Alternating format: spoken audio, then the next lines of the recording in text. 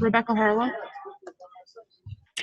Coach, it was about a month ago that you said that you wanted your guys taking more three-point attempts, and that's obviously happened. It's become one of your biggest strengths here. Is this kind of what you envisioned your offense to get to at this point?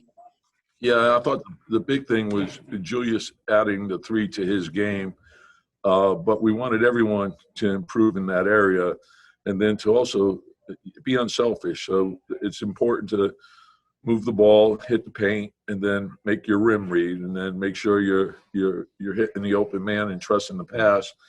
And oftentimes it's the second pass off that penetration. And so I think they're playing for each other, which is the critical thing, because I just didn't want to take wild threes. I wanted to make sure they were high quality threes, and I think we've done that. And I think we see the value in it. If you look at what's going on in the league, we know that's an important part of what we have to do if we want to be successful. Steve Popper. Julius obviously got you guys going early, but then it just seems like RJ, every game seems to be coming up big in the second half, offensively carrying a lot of load. Just how has it been splitting things up like this? No, and that's the best part about the team. It's, and Julius is our engine, but we have a lot of guys stepping up, and the way that trust the game. The game is going to tell you, who's getting what shot. And, even if we call a play for you, doesn't mean it's your shot. It means it's your responsibility to make the right play for the team. And Julius has set the tone for that. So when the second defender comes, he'll move the ball, and then when other guys are having plays called for them, they're doing the same thing. So everyone's making the extra pass. Everyone's willing to share and sacrifice for the team, put the team first, and that's what you need to have a winning team. And there's still a lot of room for growth for us, and I think we're seeing that. Mark Berman. Hey, Tom, I know it was only 8-9 minutes, but Obi hit three-pointers. I mean, do you see even it's contagious with his three-point shooting? Yeah, Obi's been practicing great. I thought he played great tonight. Our bench gave us a huge lift, and he was at the heart of it. I thought they played very well together. He's put a lot of extra time into his shooting. He's coming back at night. He's grooving his shot, so I think he's gaining confidence. But he's practicing well, too, when we do practice, but his concentration is improved. So he's an important part of that second unit.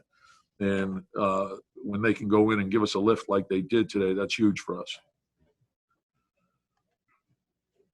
Ryan Mahoney. Tom, Nick Nurse was saying, it isn't like he can tell his team they played poorly. You guys just played better. Is it kind of, you're on a good run when something like that happens, where it isn't like the team made mistakes or they were missing guys? They had a good team, played pretty well, and right now you guys are just kind of clicking a little better than that? Well, and you have to give Toronto a lot of credit. They've had a very unusual season in terms of playing away from home, then being hit with COVID and having injuries, and to navigate through all that. But they've been playing at a very high level. They had a 4-game winning streak going into this game. And any team that has a Lowry and a Van Fleet and Anunoby and Siakam, that's a heck of a team. And I like the pickup with Birch. Boucher was out for them tonight, but that's a very talented team, and Nick's done a great job with them. So it's a good, solid win for us. And we knew we would have to play well to beat them, and I felt that we did. And then the challenges keep coming. We have to get ready for Phoenix, and Phoenix is a different challenge, but we have to be ready when that ball goes up. But I think the same thing is going to winning each game, and it starts with your preparation and knowing your opponent well. Ian O'Connor.